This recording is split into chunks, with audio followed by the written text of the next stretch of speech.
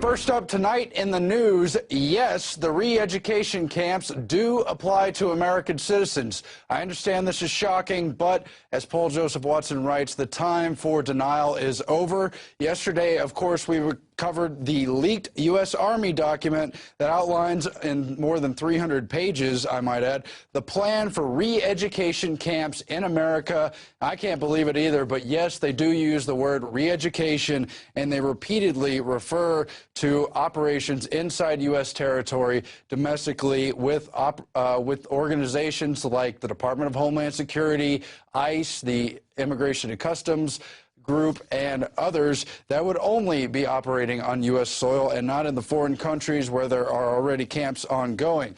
What we have here is the camps we've been sold under the guise of the war on terror now being legitimized for use with American citizens as they pass the National Defense Authorization Act, authorizing the indefinite detention of even American citizens without any due process.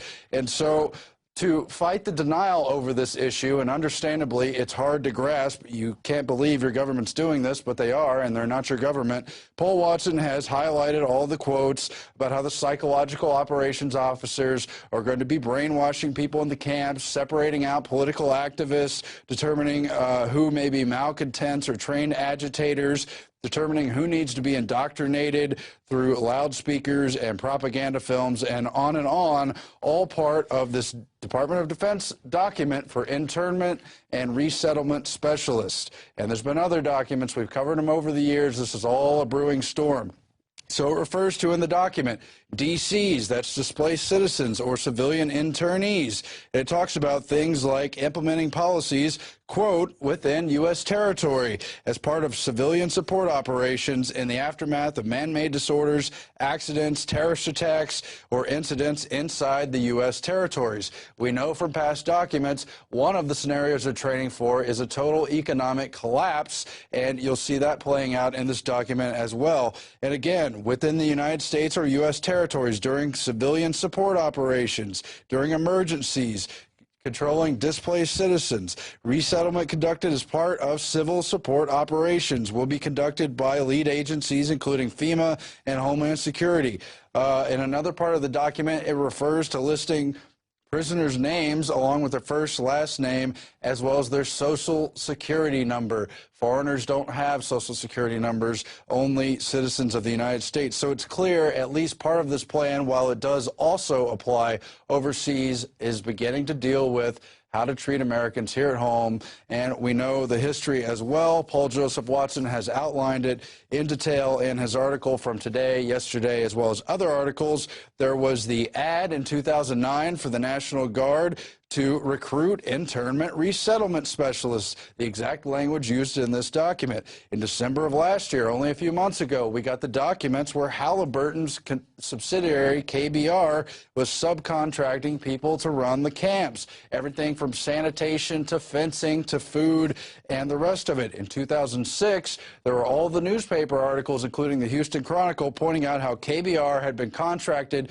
to build the camps. I believe the number was $386 million or more, or was it billion? I don't remember off the top of my head. And of course, we have the history over Rex 84, which ostensibly is a way to deal with the mass exodus of basically Mexican people crossing the border and others trying to cross the U.S. border. But in reality, hearings during the Iran-Contra scandal and more circa 1987 revealed that actually it was a secretive drill, quote, developed by the federal government to suspend the Constitution, declare martial law, assign military commanders to take over state and local governments, and detain large numbers of citizens deemed to be a national security threat. And again, we see the buildup over and over here.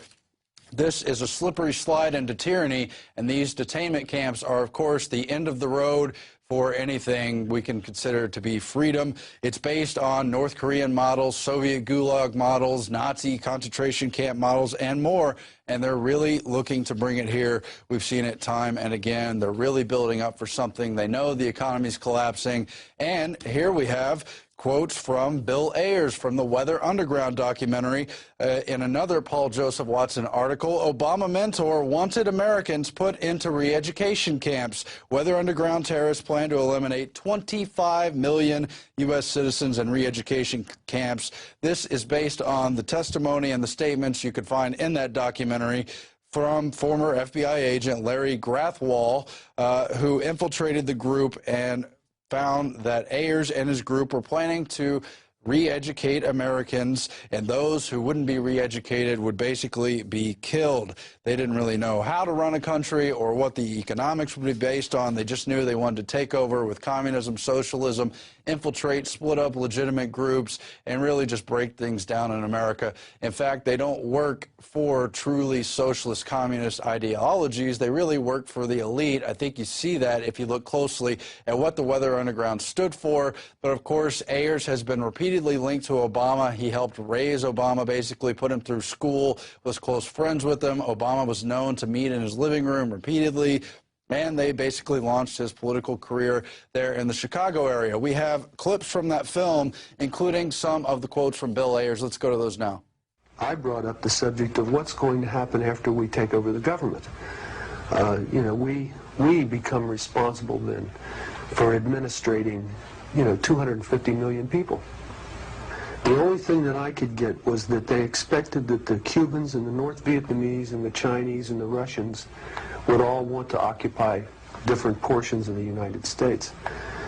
They also believed that their immediate responsibility would be to protect against what they called the counter-revolution. And they felt that this counter-revolution could best be guarded against by creating and establishing re-education centers in the Southwest, where we would take all the people who needed to be re-educated into the new way of thinking and teach them how things were going to be. I ask, well, what is going to happen to those people that we can't re-educate, that are die-hard capitalists? And the reply was that they'd have to be eliminated. And when I pursued this further, they estimated that they would have to eliminate 25 million people in these re-education centers. And when I say eliminate, I mean kill. And that's from the documentary No Place to Hide, a short clip from there. I've seen the other documentary, The Weather Underground, also interesting. I think from memory he was in it too. Anyway, we have some Bill Ayers quotes. Was he sorry for helping to bomb official federal government buildings? I don't regret setting bombs. I feel we didn't do enough, he says. He also said, everything was absolutely ideal on the day I bombed the Pentagon. I was on board with President-elect Obama, he surely later said. And you got to ask, how did they ever even get access to the Pentagon building, to the White House, to the State Department offices, and on and on? I really think that case stinks badly, but that's for another time.